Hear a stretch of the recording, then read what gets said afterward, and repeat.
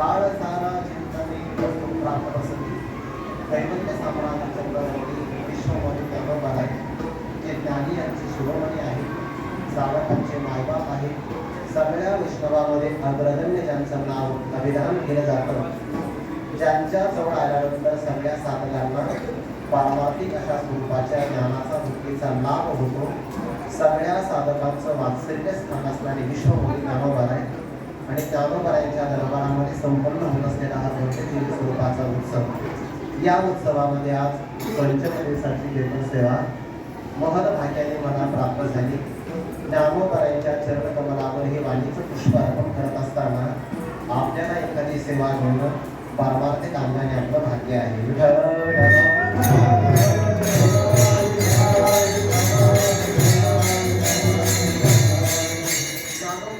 प्रांगणामध्ये अर्थात आपण ही सेवा करत आहे ती सेवा ज्ञानोबारायांच्या मांडीवर बसून केलेली एक प्रकारची आपली बाळक्रीडा आहे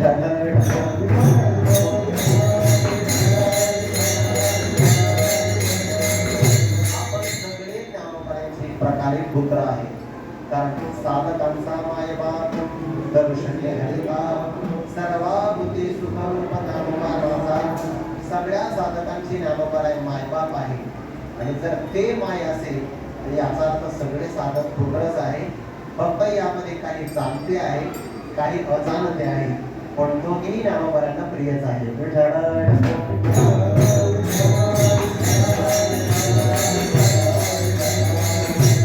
या धर्म मंडपामध्ये उपस्थित आपल्या सर्वांच्या अंतःकरणामध्ये विराजमान सर्व व्यापक परमात्म्याच्या सेवेकरिता घेतलेला हा अभंग वारकरी संप्रदाय मंदिराच्या कवचस्थानी विराजित वैराग्य राजरसी जगन्नाथ जगद्गुरु श्री संत तुकोबारा यांच्या गाथेतील तसा हा 4 चरणाचा उपदेशपर प्रकरणातला अभंग असून या अभंगातून जगदृषी तुकोबार आहे साधकाने आपल्या जीवनामध्ये चिंतन काय करावं, चिंतनाचा प्रकार काय असावा, त्या चिंतनामध्ये विशेषता काय असावी, चिंतन केल्यानंतर चिंता करायची का गरज नाही आणि भगवत प्राप्तीकरता काय त्याग करावा लागतो, या 4-5 महत्वाचा विचार या अभंगातून तुकोबार प्रतिपादन करून सांगतात.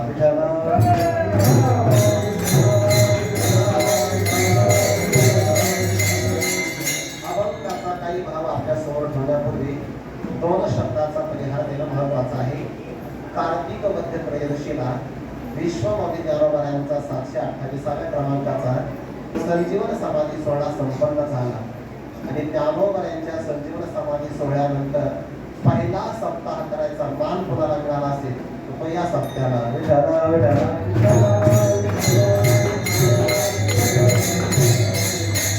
साधना करण्याकरता क्षेत्र चांगलं असावं लागतं. आळंदी साधक क्षेत्र आहे. नित्य अनुष्ठान ये तीर्थी त्याचे पूर्वज उद्धारतील या तीर्थामध्ये जर आपण अनुष्ठान केलं तर आपल्या पूर्वजांचा उद्धार होतो. जो गरिबयाची यात्रा तो तारीख सकळ गोत्रा सकळ ही पुढे पवित्रा याची दर्शने होती. साधना करण्याकरता एक क्षेत्र चांगलं असावं लागतं. बरं क्षेत्र म्हणतो मी सत्र नाही.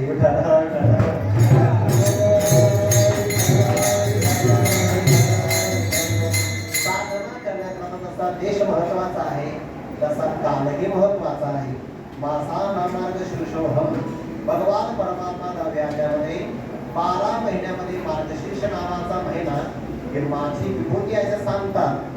या मार्गशीर्ष महिन्यामध्ये गुरुवारी डॉक्टर बाबा एक व्याख्या सांगत असतात. शीर्ष अशा प्रकारचा अध्यात्मातला मार्ग ज्या महिन्यात कळतो त्याला मार्गशीर्ष म्हणतात.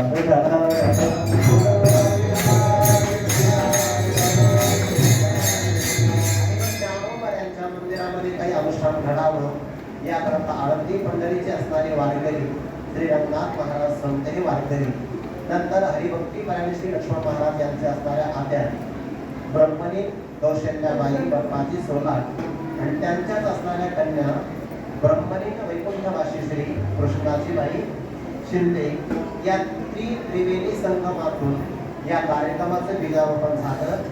जवळपास 35 वर्षापर्यंत त्यांनी हा कार्यक्रम माऊलीच्या मंदिरामध्ये समर्थपणे चालविला आणि त्यांचाच असणारा पारंपरिक कार्याचा भाग ज्यांच्या जीवनामध्ये प्राप्त झाला असे आपल्या सर्व साधकांचे आदरणीय असणारे सर्वांचे परमादरणीय परमप्रिय असणारे हरिभक्तीप्राण श्री लक्ष्मण महाराज खरात जवळपास यांनी सुद्धा एका तासापेक्षा जास्त वाटचाल करून या कार्यक्रमाचं ते नियोजन करत आहे.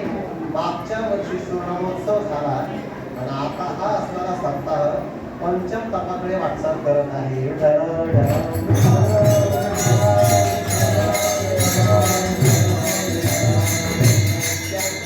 प्रेम करणारे आणि ज्ञानोबारायांच्या चरण कमलामध्ये असणारा जो काही अध्यात्म ज्ञानाचा ग्रंथ आहे तो सेवन करण्याकरता हे सगळे ज्ञान कमलावर आरूढ होणारे साधक एक प्रकारचे भ्रमरच आहे.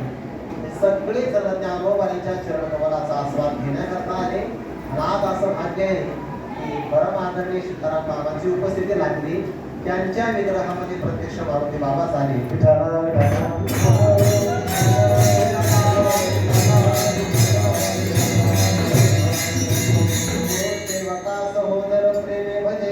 असं ज्ञानोबाने आपल्याला 13व्या अध्यायामध्ये सांगतात.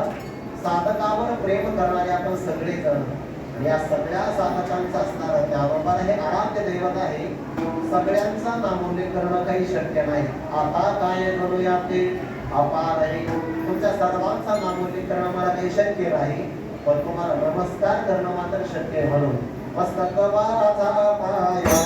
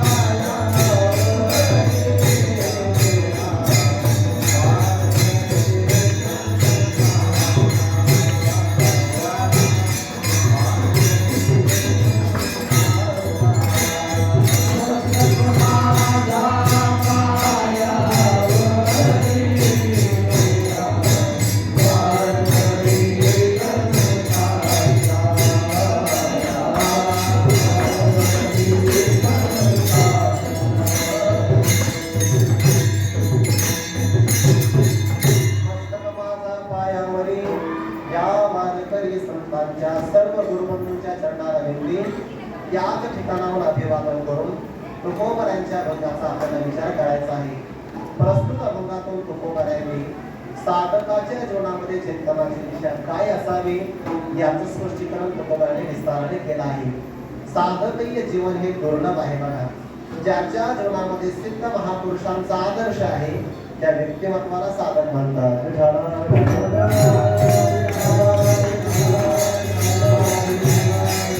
साधक आपल्या जीवनामध्ये कोणत्याही इहलोकातल्या किंवा परलोकातल्या भोगामध्ये आसक्त होत नाही.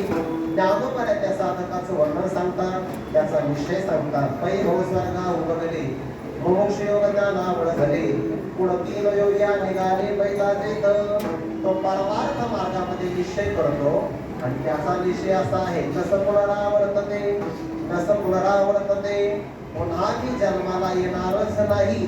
जन्माभाव रूप असणारा मोक्ष मला संपादन करायचा.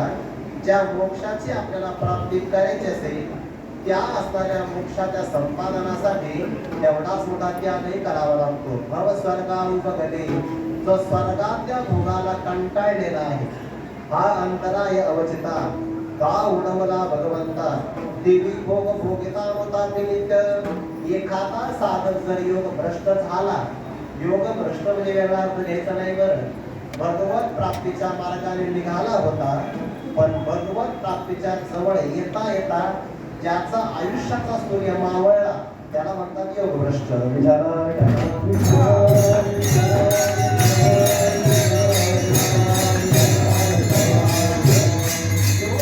असणाऱ्या महात्म्याला फक्त एकच जन्म घ्यावा लागतो.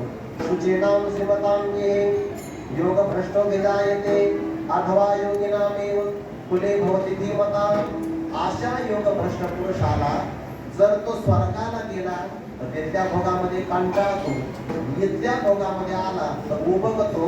असा ज्याला उभय भोगी त्रास ते कशीचे तर भोवस तोची जाणे रहिवस ज्ञानाचा तो.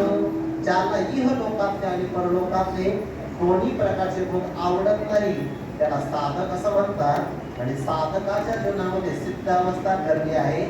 या साधकाने आपल्या जीवनामध्ये काय करावं? साधकाचं दर्शन चांगलं असावं, साधकाचं श्रवण चांगलं असावं आणि सगळ्यात महत्वाचं साधकाचं चिंतन चांगलं असावं.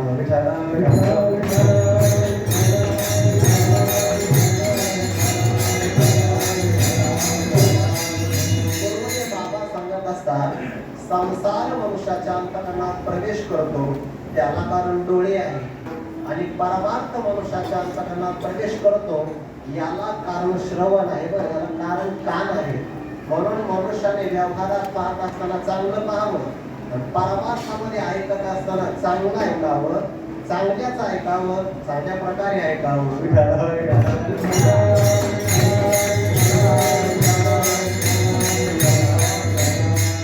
14व्या अध्यायामध्ये याचा विचार केलाय बघा. नाही कने ते कानाची वाळी न पाहणे ते दिकीची गाडी आवाज ते गाडी जीवची गाय. जे शब्द कानाने ऐकायचे नाही ते शब्द तू कधी कानाने ऐकतच नाही. जे दृश्य आपण डोळ्याने पाहायचं नाही ते दृश्य तो कधीच पाहत नाही.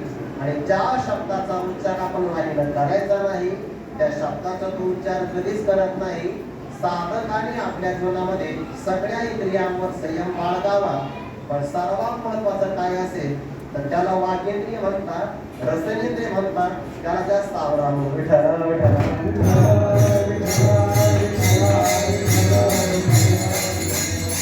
कानाकडे फक्त ऐकण्याचंच काम आहे, डोळ्याकडे फक्त पाहण्याचंच काम आहे. पण जिभेकडे काम मात्र दोन आहे. जीभ बोलण्याचंही काम करते आणि रस चाखण्याचंही काम करते. म्हणून श्री भागवतामध्ये असं म्हटलं आहे जितम सर्वम जिनेरसे. ज्याने रसनेंद्रियावर विजय संपादन केला त्याने सगळ्या जगाला जिंकलं म्हणा. म्हणून दोन प्रकारे विजय संपादन करावं लागतो. ज्याचं बोलणंही सीमित आहे आणि ज्याचं रस सेवनही सीमित आहे त्याला म्हणतात साधकीय जीवन. माते त्याला पूर्ण बोली जाईल मितल्या पाहुणी चाली जाईल नेत्रे ही मानती जे अवसरे येके. प्रसंग जर आला तर तो मोजक्या शब्दाने बोलतो. जो कमी बोलतो ना त्याचे शब्द ऐकण्याकरता लोक गर्दी करतात.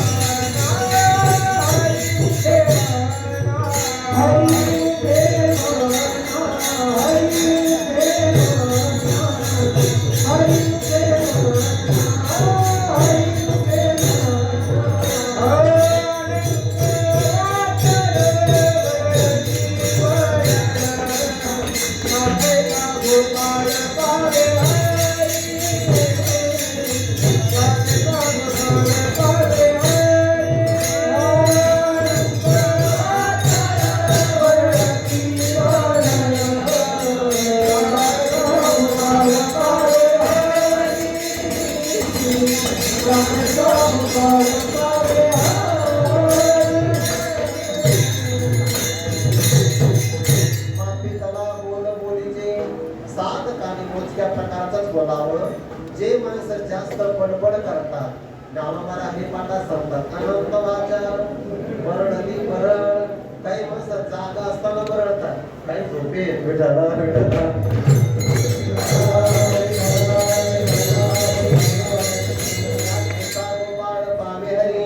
त्याला जीवनामध्ये परमात्मा प्रसन्न होणार नाही. आपलं ऐकून चुकलं तर हरणाप्रमाणे बंधन प्राप्त होतं, पाहणं चुकलं तर पतंगाप्रमाणे नाश होतो.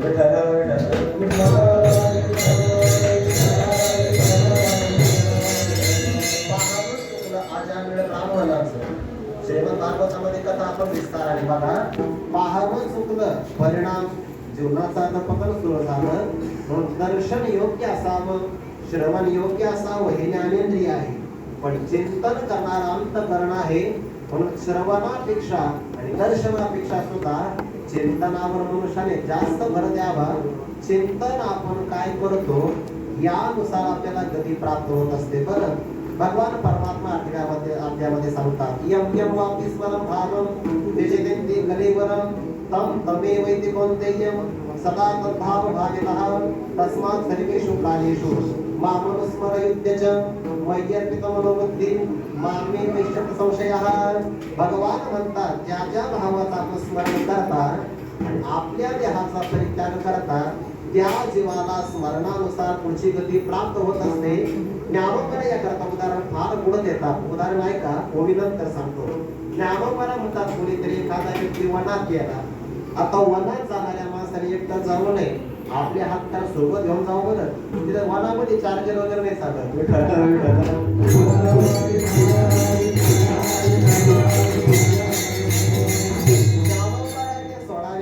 यादी देतात एखादा पारधी शिकार करण्याकरता निघाला. पाशिंगे होते वाघोरा सुनी ससानीची गाडी खोजरा घेऊन निघते डोंगरा पारधी जैसे. पारधी मनुष्य शिकार करण्याकरता जाताना काय काय हत्यार सोबत नेतो. मला असं वाटतं एखाद्या पारध्याला सुद्धा हे माहिती नसेल जे ज्ञानोबांना माहिती आहे.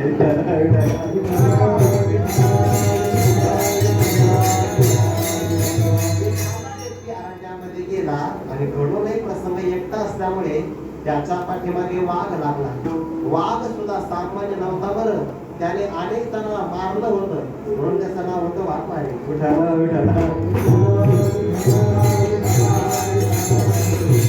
वाघ पाठीमागे लागला आहे.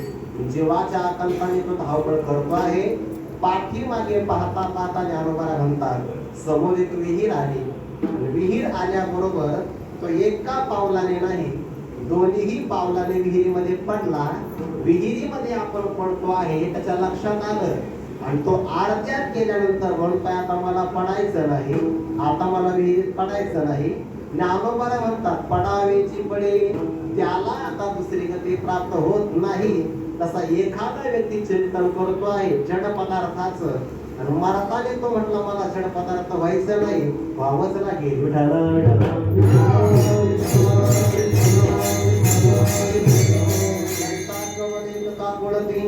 पळता पवन गती काय ज्ञानोबांची ओळी बघा. जैसा पवन एक काकुळती, अगोदरच तो काकुळतीला आला आहे. बरं, पळताना वेगात आहे कारण त्याच्या स्पीडला लॉक नाही, 80 वर नाही चालत तो. पळता पवन गती वायूच्या वेगाने पळतो आहे आणि तो पारुली दोन्ही पावलाने आवजती अकस्मात कोहा माझी पडी येला आता तया पडनया आरोते. पडन चुकवावया परोते नाही बनवली तेथे पडावेचे पडे देवी मृत्यूचे अवसरे येके जे एवढी जेव्हा समोर ठाके ते होणे मग न चुके भरतया परी. जसं त्याला विहिरीमध्ये पडावंच लागतं तसं मरणाच्या प्रसंगाला जीवाला जे स्मरण होतं तशा प्रकारे त्याला किती प्राप्त करावीच लागते. मरणाच्या प्रसंगाला आपल्या डोळ्यासमोर चांगलं चित्र यावं असं वाटत असेल तर मनुष्याने चांगलं वागावं. चित्र चांगलं येत असेल तरी चित्र वागू नका.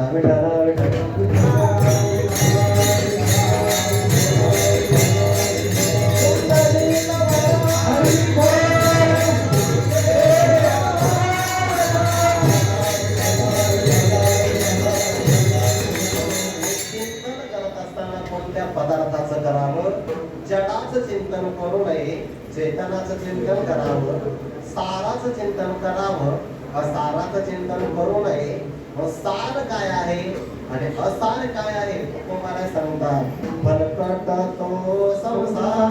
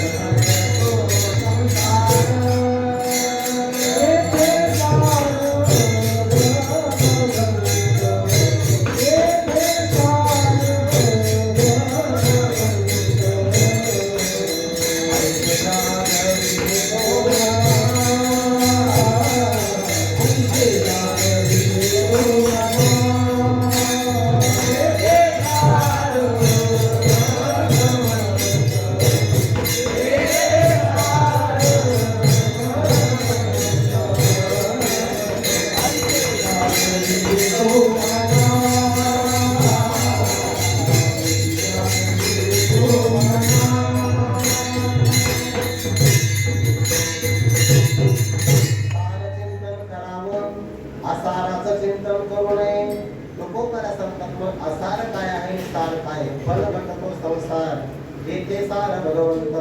म्हणजे सार आहे त्याचं चिंतन करावं आणि फलकटाचा त्याग करावा. गीतेमध्ये विवेक आलाय बघा. विवेक आला ना सुतो विद्यते भाव ना भावो विद्यते सतः उभयोरपि दृष्टान्तस्त्वमयस्तत्वदर्शिनी. ज्ञानोबाने सार आणि असाराचा विचार करत असताना आपल्या समोर 4 प्रकारचे दृष्टांत घेतात. पहिलं उदाहरण दिलंय राजहंसाचं, नंतरचं उदाहरण आहे अग्नीचं, नंतर उदाहरण आहे मंथन करणाऱ्या सुधरणबाईचं आणि सगळ्या शेवटचं उदाहरण दिलंय शेतकऱ्याचं.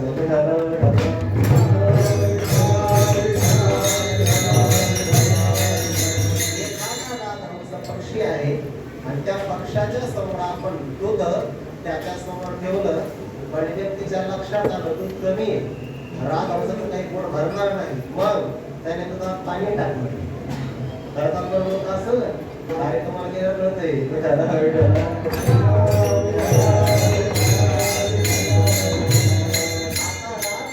समोर दूध मिश्रित पाणी असेल तर त्याच्या चोचीमध्ये विवेक आहे. शरीरमय जैसे एक होणे मिळाले असेल परी निवडून राजहंसे वेगळे केले. तो फक्त दुधाचं प्राशन करतो, आसार पाण्याचा परित्याग करतो. दुसरं उदाहरण दिलंय सुवर्णकाराचं. जेव्हा सुवर्णकार एखादा सोन्याचा अलंकार शुद्ध करतो तेव्हा तो सोन्याला अग्नीमध्ये टाकतो. अग्निमुखी किडा तोडोल्या चोखाड निवडी ती केवळ बुद्धिमंत. बुद्धिमान पुरुष फक्त सोन्याला निवडतो आणि इनकस भागाचा परित्याग करतो. सिद्धांत लक्षात ठेवा बरं. दृष्टांत करता नाहीये, सिद्धांत पुढे येणार आहे. तिसरं उदाहरण आम्हाला देतात. एखादी माता भगिनी चांगल्या प्रकारे दूध तापवते बरं. दूध तापवावं ते मातीच्या डेऱ्यात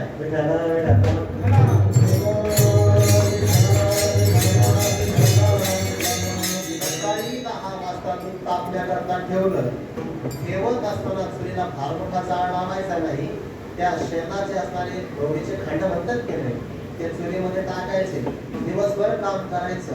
चांगलं तापू द्यायचं. सायंकाळी 4 वाजेपर्यंत तू इतकं सुंदर तापतं, इतकं सुंदर की कधी कधी त्या दुधावर तुपाचा तवंग तयार होतो. आणि अशा बदामी रंग आलेल्या दुधाला विरजण लावायचं. गरम दुधाला विरजण लावायचं नसतं, कोमट दुधाला लावतात. विठाला विठाला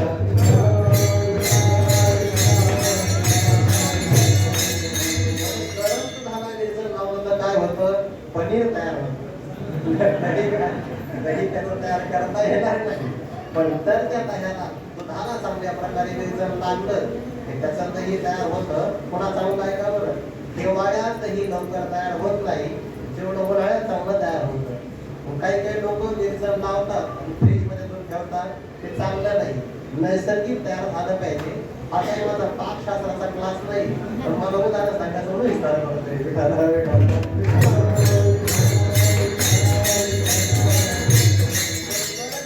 दुधापासून दही तयार झालं तर त्या दुधामध्ये मग ती मंथन करण्याकरता रवी सोडावी लागते. जाणीच्या आयनी करिता नदी कडसणी मग नवनीत निर्वाणी दिसे जैसे. फार चांगले श्रम घेतले तर त्यातून त्या दह्याचं मंथन केल्यानंतर शेवटी लोण्याची प्राप्ती होते. आसार असणारा ताक शिल्लक राहतं. सरती सुकीच्या बऱ्याच उदाहरण देतात. एखाद्या शेतकऱ्याचं ज्वारी, बाजरी, मका असेल, सोयाबीन असेल, तर या सगळ्याचं असणारं उत्पादन आपण घेऊन जातो. आता सगळीकडे मळणी यंत्र आलं आहे, त्या यंत्रामध्ये हवाही असते म्हणून धान्याचं बीजही मिळतं. भुसा पलीकडे जातो. जुन्या काळात मात्र अशी सुविधा नसायची. मग फक्त एक खाप रोवायचा, त्यावर बैलाची खाप फिरवायची. धान्याचे तर मोकळे होते. ज्यांनी पाहिलं त्याला लगेच आठवतं बरं ते सगळे घोटाळात गेले. आता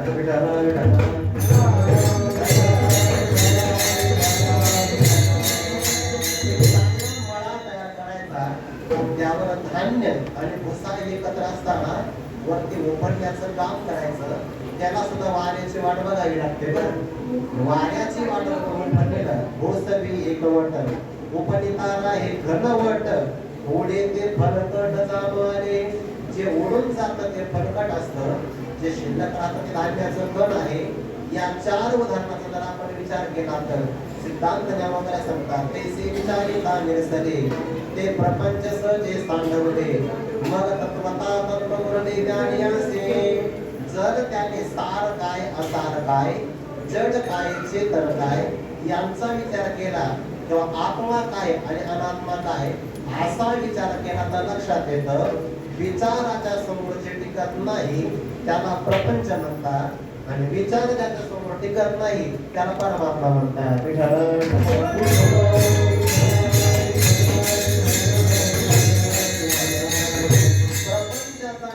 करायचा असेल तर त्यालाही विचारच करावा लागतो. त्या प्रपंचामध्ये 2 प्रकार आहेत. एक आहे समष्टी प्रपंच, दुसरा आहे व्यष्टी प्रपंच. व्यष्टी नाही.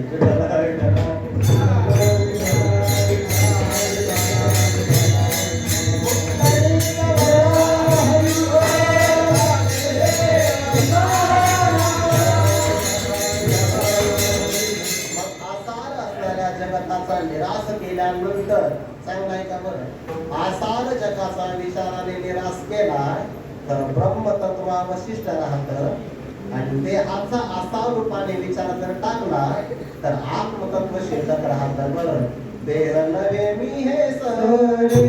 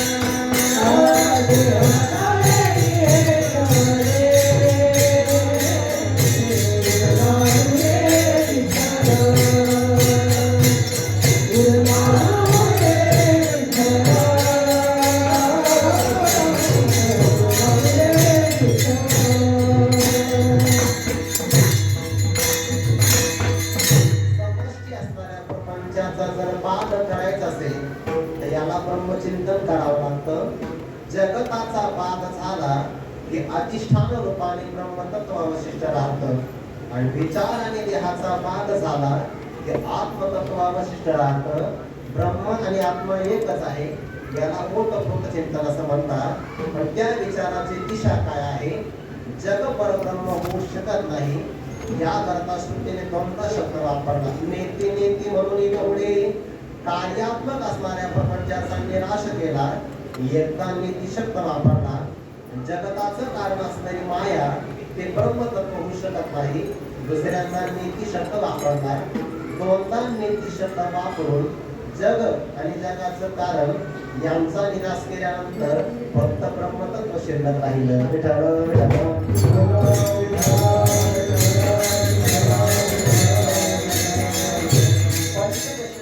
तिसऱ्या प्रकरणामध्ये विस्तार केला आहे.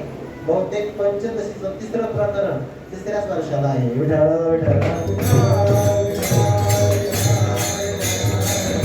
पंचदशी काराने उदाहरण दिलं आहे.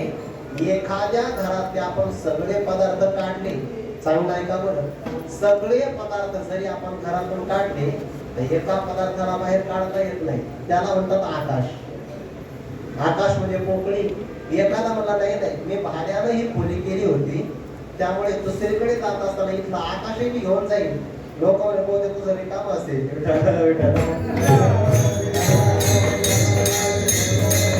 एखाद्या खोलीतले सगळे पदार्थ काढता येतात, पण त्यातलं आकाश मात्र काढता येत नाही. तसं इतम पदाला विषय होणारं सगळं जगत बाधित करता येतं, पण जे परमात्म तत्व आहे त्याचा मात्र बाध होऊ शकत नाही. सर्व निषेधामधीभूत असणारं जे तत्व आहे त्याला ब्रह्म असं म्हणतात. जगाच्या निरासाने ब्रह्मतत्व प्राप्त होतं, आणि त्या जगाचा एक अंश असणारा देह त्याचा निराश केला की आत्मतत्वाची ओळख होते. जगाचा बाध करणं सोपं असतं, देहाचा निराश करणं थोडं कठीण असतं.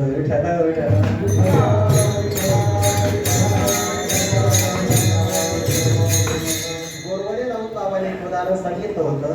जे माणसं चाली लावून म्हणतात ना, धन दारा पुत्राजन वंश सोय हे दिशोन सर्व विद्या हे जाणून शरण रेगा देवाचे, असा म्हणणारा व्यक्ती, असे दोघे भाऊ सकाळी काकड्याला द्यायचे, कारण तेव्हा हे जोरात म्हटलं जातं धन दारा पुत्राजन. आणि सायंकाळी आले तर एका उलथण्यावरून त्यांचे भांडण सुरू झाले. धन दारा पुत्राजन वंश सोय रे दिशोन सर्व विद्या हे जाणून शरण रेगा देवाचे. जगाचा निराश सोपा आहे, देहाचा कर्म कठीण आहे. ज्याला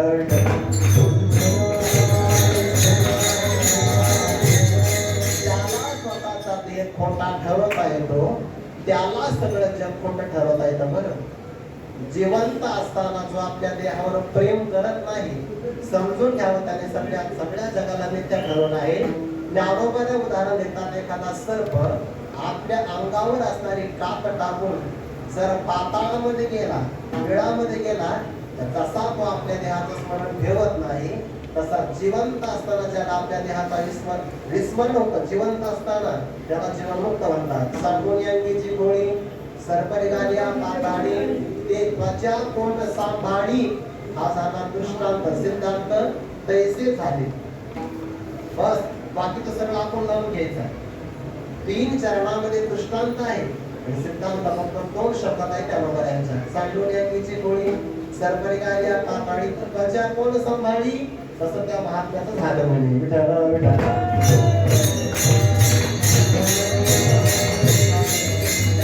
देह मी वाटतो तो जीव आहे, ज्याला देह मी नाही असं वाटतं त्याला ब्रह्म म्हणतात.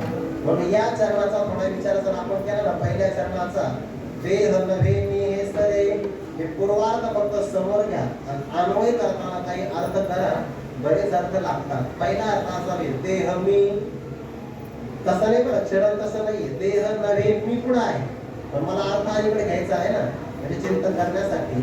ज्याला असं वाटतं देह मी तो जीव आहे, ज्याला असं वाटतं देह मी नव्हे ते ब्रह्म आहे, आणि ज्याला असं वाटतं देह नव्हे मी हेही सरे, तो खऱ्या अर्थाने ज्ञानी आहे.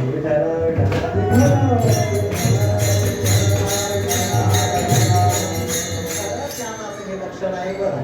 देह मी हे अज्ञान आहे, देह नव्हे मी हे ब्रह्मज्ञान आहे. आणि देह नव्हे मी हे सरे हे खऱ्या अर्थाने ब्रह्मतत्व आहे.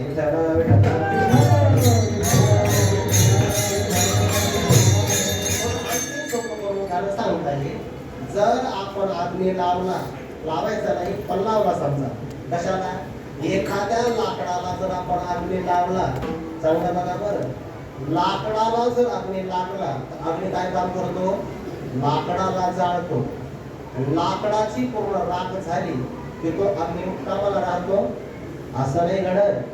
अग्नीला जाळण्याचं काम संपलं ज्याप्रमाणे अग्नी शिल्लक राहत नाही तसं श्री गुरूंनी आपला तत्वमसी महावाक्याचा उपदेश केला आणि त्या महावाक्याचं श्रवण झाल्याबरोबर ज्या उत्तम अधिकाऱ्याला ब्रह्मय असं ब्रह्मज्ञान झालं ते ब्रह्मज्ञान त्याच्या आत्मस्वरूपावर असणारं जे अज्ञान आहे ते अज्ञानाला घालवतं.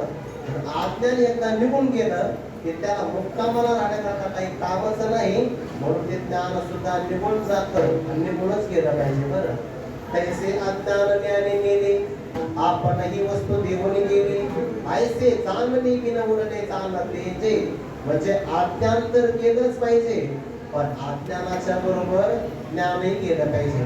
आणि का बरं अज्ञान एवढं घातक नाही जेवढा ज्ञानाचा अभिमान घातक आहे.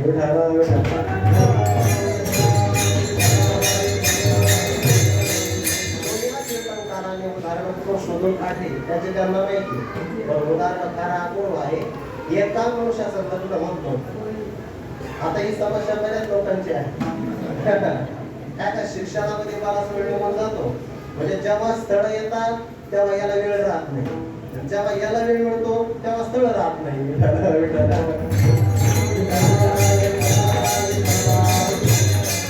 बराच वेळ पुढे निघून गेलं लग्न करायची तर इच्छा आहे मग आता जेव्हा मनुष्याला घाई असते ना तेव्हा जास्त चौकशी केली जात नाही बघा म्हणून जे लोक जास्त घाई करतात ना भीती समजून घ्यायची ते चौकशी होऊ देत नाही बघा जास्त.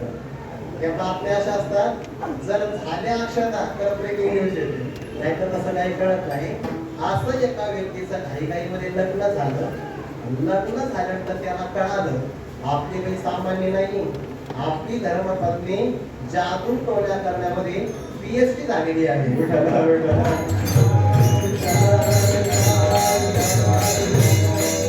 आणि मग ती असणारी पण ते त्याच्याकडून काम करून घ्यायचे चाल स्वयंपाक कर बिचारे स्वयंपाक करावा. का बरं जे माणसं बाहेर राहतात त्यांना स्वयंपाक करण्याचा अनुभव चांगला असतो. कमीत कमी खिचडी तरी माणसं बाहेरचे चांगले करतात.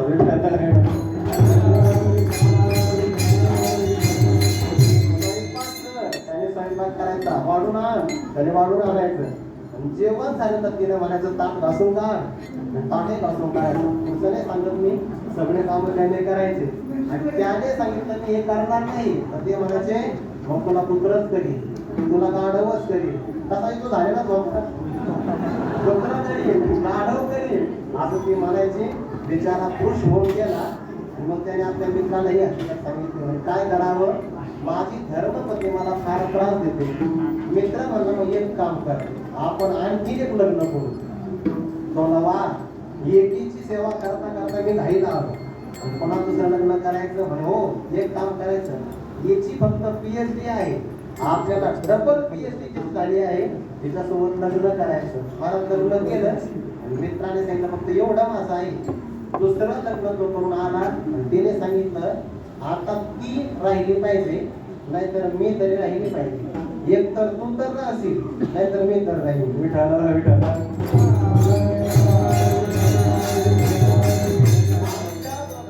आमच्या दोघीमध्ये भांडण सुरू होईल पण मग काय करायचं माझं शिक्षण नवीन सांगितलं तिने सांगितलं माझं शिक्षण फार चांगलं झालं आहे मी तुम्हाला काही मंत्र अक्षता देते मंत्र भारलेले आहे ते अक्षता आमच्या दोघीच्या अंगावर टाकायची ती होणार काळी घाट मी होणार पांढरी घाट मी म्हणजे मी नाही काळी घाट म्हणजे होणार पांढरी घाट आणि मग मी माझ्या सामर्थ्याने एकदा तिला मारलं की पुन्हा एका दिशामध्ये उडीत देणार ते उडीत माझ्या डोक्यावर टाकायचे मग मी पूर्वप्रमाणे स्त्री होणार मग आपण सुखाने संस्कार करू. त्याला ते पटलं लग्न झालं ते अक्षता उडीत तो एवढं झाला त्या दोघीचे भांडण सुरू झाले. याने बरोबर ती संधी साधली. मधल्या वेळेमध्ये प्रमाण आपलं त्या अक्षरात देऊन टाकल्या. डोक्यावर टाकल्याबरोबर पहिली झाली काळी घाट, दुसरी झाली पांढरी घाट. या पांढरीचं सामर्थ्य जास्त असल्यामुळे काळ्या घारीचा तिने वध केला आणि या वध झाल्याबरोबर याने डाव्या दिशेतून ते उडी बाहेर काढायची. तेवढ्यात मित्र धावत आला. काय करतो म्हणे, गेला जिवंत करतो म्हणे. अरे पहिली तर फक्त PhD होती, एवढा त्रास दिला. इथं डबल PhD आहे, फार त्रास दे. मग काय करायचं, कोपऱ्यात पडलेली काठी घे आणि टाक ठोका.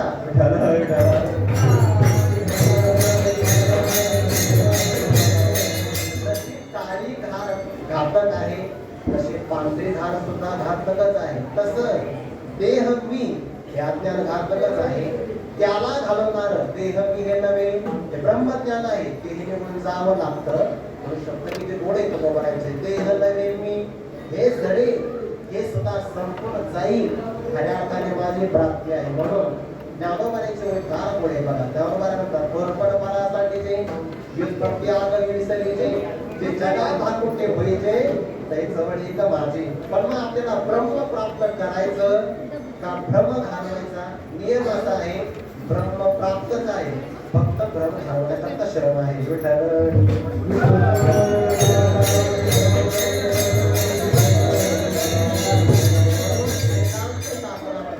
प्राप्ताचीच प्राप्ती आहे. नित्य निवृत्त असणाऱ्या संसाराची निवृत्ती आहे. मग निवृत्ताची निवृत्ती करावी का प्राप्ताची प्राप्ती करावी? तर नियम असा आहे, प्राप्ताची प्राप्ती आहे, फक्त जे नित्य निवृत्त आहे ना त्याची निवृत्ती पहिल्यांदा करावी. जर आपण शेवाळ दूर केलं की पाणी प्राप्तच आहे, ढगांचा पडदा दूर केला की सूर्य प्राप्तच आहे, सर्पाचा वेढा उकलला की चंद्र प्राप्तच आहे. तसं देह मी हा ब्रह्म बाजूला केला की ब्रह्म शिल्लक आहे.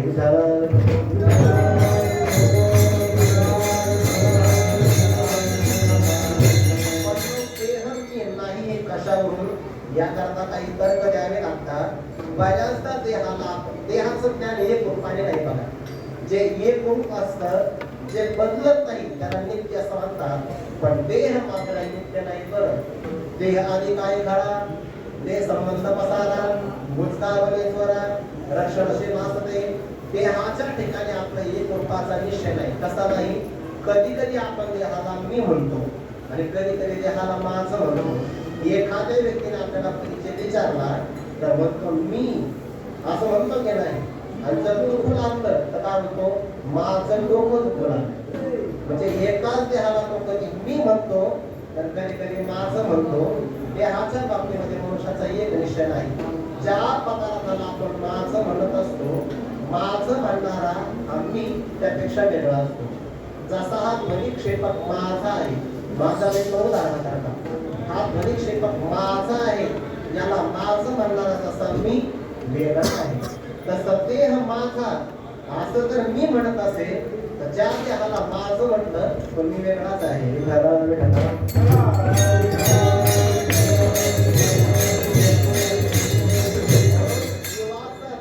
एक रूपाने राहत नाही आणि कायम सगळ्या अवस्थेमध्ये राहत नाही. देहामध्ये बदल नाही बघा. बालपणातला देह आता नाही, तरुणपणातला देह वृद्धपणात नाही. देहामध्ये कायम बदल होतो. देहात जरी बदल झाला तर मी मात्र बदलत नाही. जो लहानपणी मी आजोबांच्या मांडीत घडत होतो तोच मी नाही बदलला. लहानपण गेलं, तरुणपण गेलं, म्हातारपण आलं, पण तोच मी मात्र काही बदलत नाही.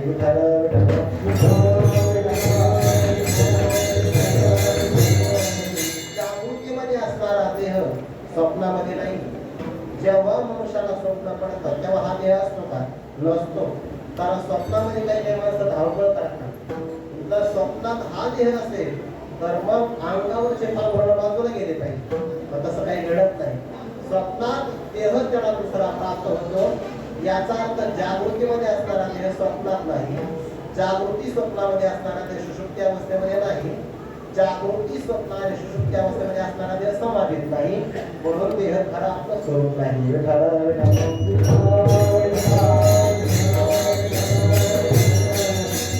एका जीवाला हे कळालं. पंचदश कारांनी 3 देह सांगितले आणि 3 देहामध्ये 5 कोश सांगितले. हा असणारा स्थूल देह याला अन्नमय कोश म्हणतात. तो आत्मा का होऊ शकत नाही? कार्यत्वात घटाप्रमाणे निर्माण होतो. कार्य असल्यामुळे हा काही आत्मा नाही. सूक्ष्म देहामध्ये 3 कोश आले, प्राणमय, मनोमय आणि विज्ञानमय. प्राणमय कोश आत्मा का नाही? जड आहे. मनोमय कोश आत्मा का नाही? विकारी आहे बघा. आणि विज्ञानमय कोश आत्मा का नाही? विलय आदी अवस्था प्राप्त होतात. 2 देह संपले, 4 कोशाचा विचार झाला. असणारा सुषुप्तीतला देह त्याला कारण देह असं म्हणतात. कादाचित कर्मातील त्याचं लक्षण असल्यामुळे तो सुद्धा आत्मा होऊ शकत नाही. देह नव्हे मी, अशा देह मी होऊ शकत नाही असं जर झालं तर मग कोण आहे? या सगळ्यांचा पाप झाला, खोटं ठरलं. तर जे राहतं ते आपला आत्मस्वरूप आहे, पण तेही त्याला संपावं लागतं.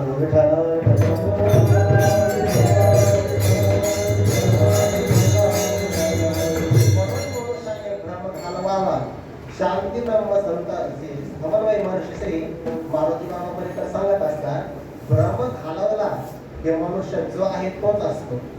तो जीवाच्या बाबतीमध्ये तुका म्हणे हा तो सहे परब्रह्म, पण त्याला झाला भ्रम. बाबा मला सांगत असतात की ब्राह्मण व्यक्ती होता, सकाळी बिचारा लवकर उठला आणि सकाळी सकाळी प्रातःविधीला गेला. जाताना तो दुसऱ्याच एका धर्माच्या स्थळामध्ये गेला. मग आल्यानंतर त्याने गायत्री मंत्राचा उच्चार करावा की नाही? तो दुसरेच मंत्र म्हणू लागला. त्याने चटई समोर टाकली, वज्रासनात बसला, पण पुढचा आता मलाही माहिती नाही, ते त्याने करायला सुरुवात केली. घरातले लोक म्हणे हे दररोज रामकृष्ण हरी म्हणायचे, गायत्री मंत्राचा उच्चार करायचे. आज भलतच काहीतरी झालं आहे, याचा अर्थ यांना भूत लागलंय. भूतही लागलं तर ते हिंदू धर्माचं नाही लागलं, दुसरंच लागलं आहे. सत्याला बऱ्याच नेत्याला लागलंय बरं ते.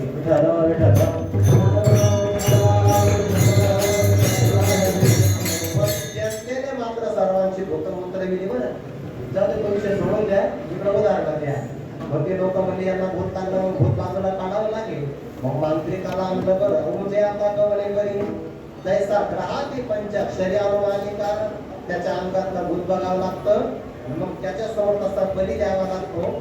ते अंगातलं भूत काढलं, आता त्याला परत ब्राह्मण करायचं का? नाही, तो मूळचाच ब्राह्मण आहे. किंवा दुसरं उदाहरण देत आहे, तसा जीवाचं देह रूपाने भ्रम बाजूला केला की जीव ब्रह्म स्वरूपच आहे, वेगळं त्याला ब्रह्म करायचं नाही. एक सिंहाचा छावा चुकला, चुकल्यानंतर मेंढ्यांच्या कळपात आला. आता मेंढ्यांच्या कळपात आला तर होता सिंहाचा छावा, पण तो मेंढ्याप्रमाणे आवाज काढू लागला. आपण कोणत्या कळपात राहतो याचा आपल्याला परिणाम होत असतो.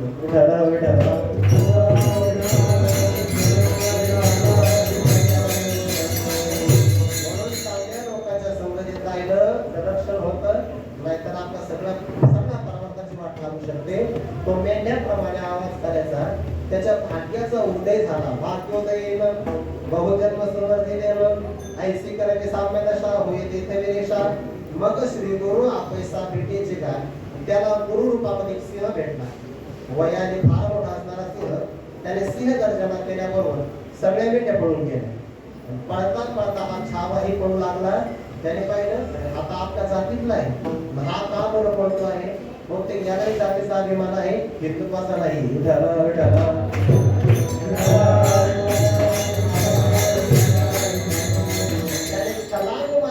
त्याला पकडलं, तू का पळतोय? म्हणे मी तुम्हाला घाबरतो. म्हणे का? जसं तुम्ही यांना खाऊ शकता तसं मलाही खाऊ शकता. त्यांनी काना मला ठेवून दिली. बरोबर का? तो सिंह आहे, मीही सिंह आहे, तुला मी कसं काय खाणार? तुम्ही मला हे भेटत नाही. तलावाजवळचा तलावाच्या जवळ गेला, त्याला सांगितलं बघ जशी माझी आयाळ आहे तशी तुझी आहे की नाही? हो.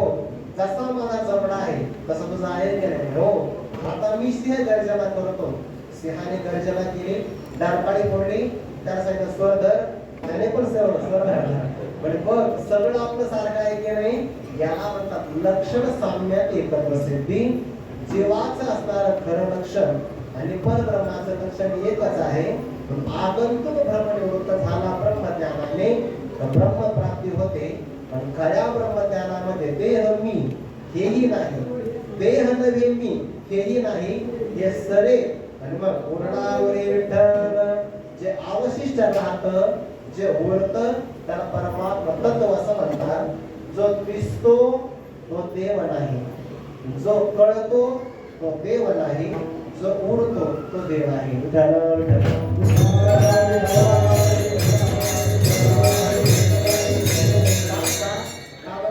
सांगितले जो दिसतो तो देव असं म्हटलं ज्ञानेंद्रियाचा विषय होईल.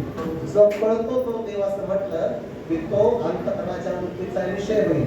परमात्मा वृत्तीचाही विषय नाही, इंद्रियांचा विषय नाही. 12व्या देव होय बघा.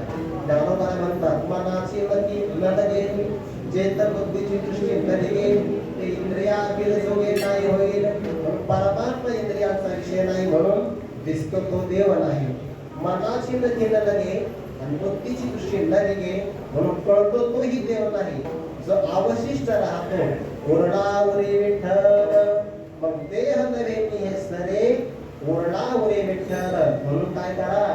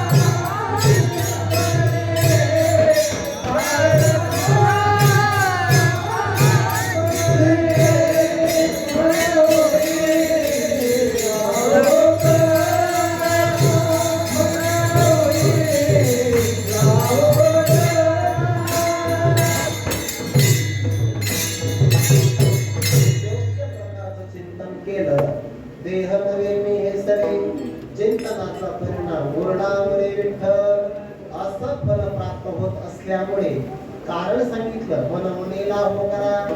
म्हणून चिंतन करत असताना साधकाने घाई करावी. बरं परमार्थामध्ये येण्याची घाई करावी, आल्यानंतर करू नये.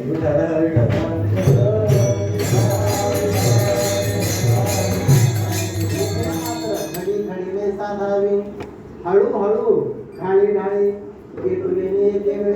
त्या मार्गामुळे निश्चित ठाकी कदापि तातडी परमार्थी येण्याची. पण आल्यानंतर मात्र घाई करू नये, पण चिंतनाची घाई करावी. मनवणीला हो करा. काळ सारा चिंतने जीवनात मिळालेला काळ चिंतनामध्ये खर्च करावा. काळ सारा चिंतने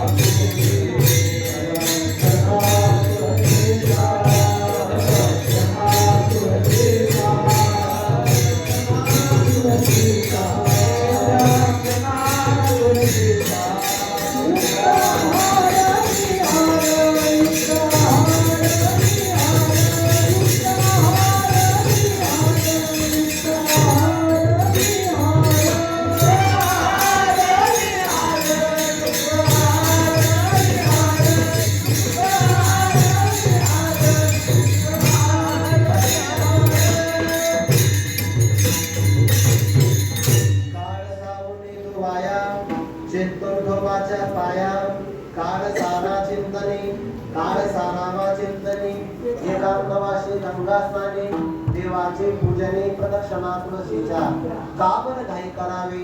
कारण जीवनामध्ये मिळणारा सगळ्यात अनिश्चित क्षण कोणता असेल तर तो काळाचा आहे.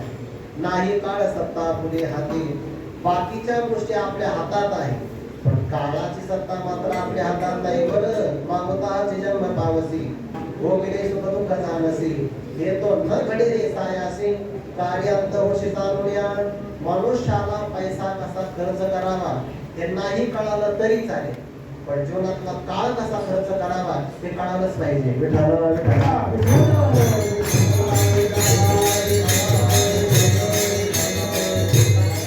अनुकूल काळ मिळणं ही सगळ्यात मोठी श्रीमंती असते.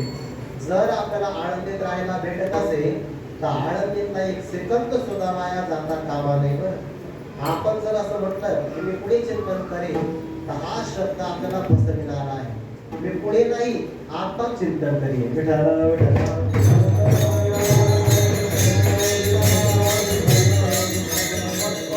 मनुष्याचा वर्तमान काळ भूतकाळातल्या खेदात आणि भविष्य काळाची काळजी किंवा चिंता करण्यातच जातो. खरं तर वर्तमान काळ कसा आपण खर्च करतो यावर आपल्या जीवनाची इमारत उभी असते पण बऱ्याच लोकांना आपला वर्तमान जीवनातला काळ कसा खर्च करावा हेच कळत नाही. माणसं अनुकूल काळाची वाट पाहतात, जो काळ आपल्या हातात आहे त्याचा उपयोग करत नाही. उलट असा आहे जो काळ तुमच्या हातात येईल तो अनुकूल असो का प्रतिकूल असो चिंतन केलंच पाहिजे. शांती ब्रह्म संत श्री नाथ महाराजाप्रमाणे अनुकूल असेल तरी चिंतन करा आणि तुकोबाराप्रमाणे प्रतिकूल असेल तरी चिंतन करा.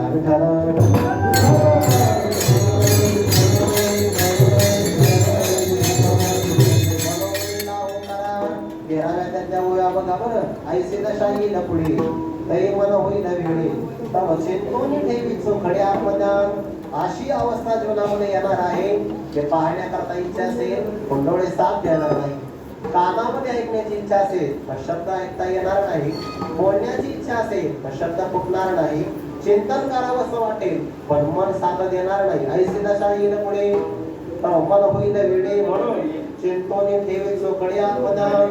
अगोदर चांगल्या प्रकारे दोषाने आत्मज्ञान संपादन करावं यासाठी लाहो मन उणे लाहो करा काळ सारा चिंतने. पण महाराज चिंतनामध्ये जर काळ गेला तर आमच्या जीवनाचं होईल कसं काळजी नका करू.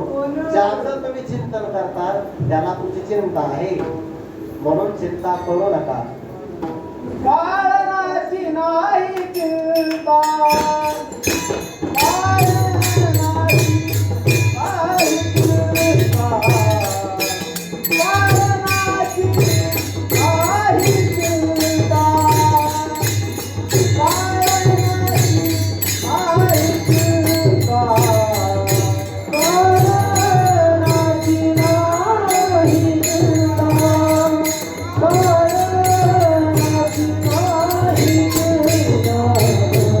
Oh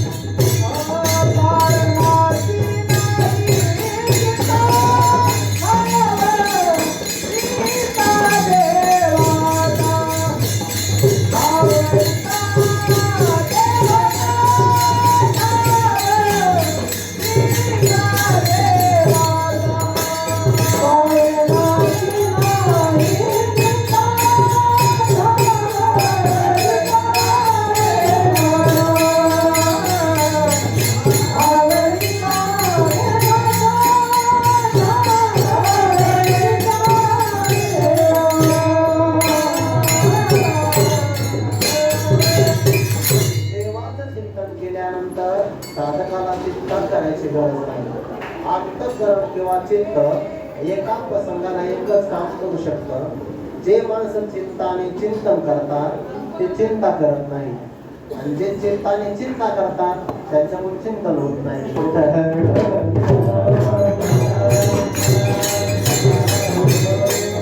चित्ताच्याद्वारे फक्त चिंतन करावं. अभ्यास योगयुक्तेन चेतसा नान्यगामिना परमं पुरुषं दिव्यं ज्ञातिपार्थं चिन्तयं. जे नानागती जे पावविते ते चित्तविलापयाते. मग कवन आठवी देहाते गेले की आहे आवडीने भावे हरिनाम घेसी तुझी चिंता त्यासी सर्व आहे. पाळनाची नाही चिंता. का बरं? कारण देवाचा रीता ठाव नाही. या चरणामध्ये नाही शब्द दोन ठिकाणी वापरायचा. जर एकटाच आला असेल तरी सुद्धा देव व्यापक आहे. व्यापक तत्व सर्व ठिकाणी असतं. म्हणून देवाचा ठाव, ठाव म्हणजे ठिकाण. असं एकही ठिकाण नाही की जे देवापासून रिकाम आहे. देवाचा ठाव रीता नाही, म्हणून पाळनाची चिंता नाही. चिंता करण्याचं काही कारण नाही. देवानेच प्रतिज्ञा केली आहे. अनन्या चिंतयन्तो मां ये जनाः परिपासते तेषां नित्याभियुक्तानां योगक्षेमं वहाम्यहम्. म्हणून चिंता करण्याची गरज नाही. पण भगवत प्राप्ती जर करायची असेल तर देहाचा निराश करावा लागतो. मग विठ्ठल परमात्मा शिल्लक राहतो. पण एवढी मोठी वस्तू प्राप्त करायची असेल तर त्यागही तेवढा मोठा करावा लागेल ना. हो, तुका म्हणे जीवासाठी देवपोटी पडेल. साठी म्हणजे मोबदल्यामध्ये, जीवाच्या मोबदल्यामध्ये देव पोटी पडेल. देव आपल्या हृदयामध्ये प्राप्त होईल. त्यागाशिवाय काहीच मिळत नाही. शांती जरी पाहिजे असेल तर त्यागातच आहे. त्यागात शांती ही असं म्हणतंय की नाही 12व्या अध्यायामध्ये. त्याग केला तरच शांती आहे. म्हणून त्यागाने सर्व काही मिळतं. उपनिषदाचा सिद्धांत आहे बघा, त्यागे नाही का अमृतत्व मानुषो. एका त्यागानेच अमृतत्वाची प्राप्ती होते. मग सगळ्यात मोठा त्याग कोणता असेल तर जीवत्वाचा त्याग असेल.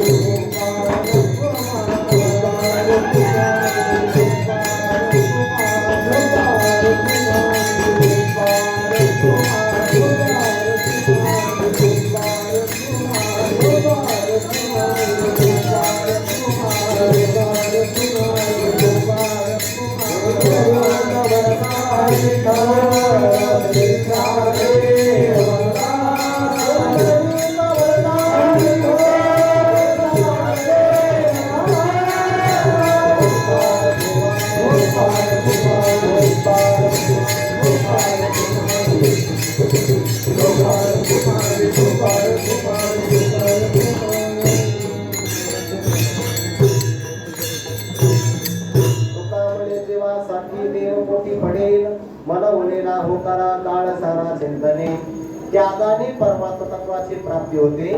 सगळ्यात मोठा त्याग कोणता असेल तर तो जीवत्वाचा आहे. जीवत्वाच्या त्यागामध्ये अहंकाराचा त्याग आहे. बुद्धिमंती देही अहंता सांडून पाही सांडीचे अशेषही संसार खात. जीवाचा त्याग करायचा म्हणजे आत्महत्या नाही करायची.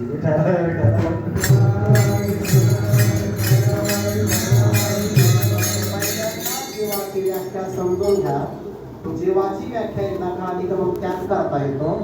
सर्व व्यापक असणारा ब्रह्मचैतन्य, त्या ब्रह्मचैतन्याला अज्ञानाचा किंवा अंतकरणाचा उपाधी लागला तर अंतकरण हे सत्वगुणाचं कार्य आहे. विचार सांगण्याचा उपयोगाचा आहे ना. सर्व व्यापक चैतन्याच्या जेवढ्या भागाला अंतकरणाचा उपाधी लागला अंतकरण सत्वगुणाचं कार्य असल्यामुळे त्यामध्ये चैतन्याचं प्रतिबिंब पडतं. अंतकरणामध्ये सापडलेल्या चैतन्याला जीव चैतन्य असं म्हणतात. म्हणजे जीवाचं स्वरूप हे अंतकरणावर अवलंबून आहे. उदाहरण दिलं म्हणजे लक्षात येईल. कल्पना करा आपल्या समोर स्वच्छ आरसा ठेवला आहे आणि आरशाच्या समोर जर आपण उभे राहिलो तर आपला आरशात काय पडतं? वा, आरशात काय पडतं? प्रतिबिंब. प्रतिबिंब कुठं आहे? आरशात आहे. आरशात प्रतिबिंब आहे, म्हणून जो आरशा समोर आहे त्याला बिंब म्हणतात. विठाला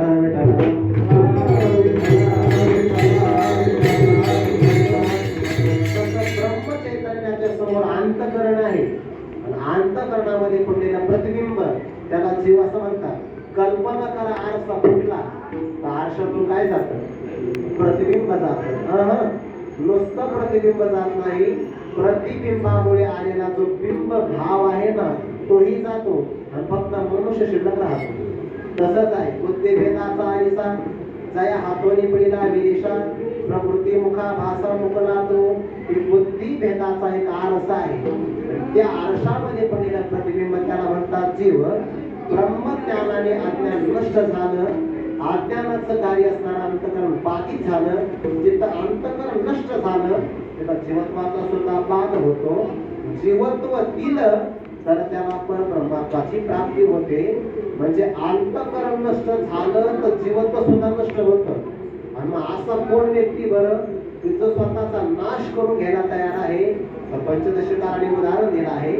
ज्याला देवत्वाची कामना आहे तो जसा अग्नीत प्रवेश करतो तसं ज्याला साक्षी रूपाने शिल्लक राहायचं आहे तो चिदाभासाचा नाश करतो. ज्याप्रमाणे देवत्व कामा ही अज्ञातो प्रतिशंती यथा तथा साक्षीत्वेनावशेषाय स्वविनाशम सवांछति. देवत्वाची प्राप्ती व्हायची असेल तर जुन्या काळातल्या काही लोकांनी अग्नीत प्रवेश केला. अग्नीत प्रवेश केला आणि या शरीराचा त्याग केला तर जीवत्व मिळालं. तसं जो आपल्या जीवत्वाचा बाध करतो तो साक्षी रूपाने शिल्लक राहतो त्यालाच म्हणतात. तुकावणे जीवासाठी देवभूतीकडे मन उडीला हो करा काळ सारा चिंतन यथावती यथावकाश. झालेले संपूर्ण चिंतन विश्व माऊलीच्या बरोबर आहे. जगद्गुरु तुकोबर आहे. स्वानंद समन्वयवासी गुणापुरुष सद्गुरू जोग महाराजांची दिव्य उज्ज्वल परंपरा या गुरु परंपरेच्या सगळ्याच गुरुवंतूंच्या या सगळ्या भाविक असणाऱ्या भक्तांची चरणारविंदी सेवा समर्पित करून वाटेला पूर्ण केला.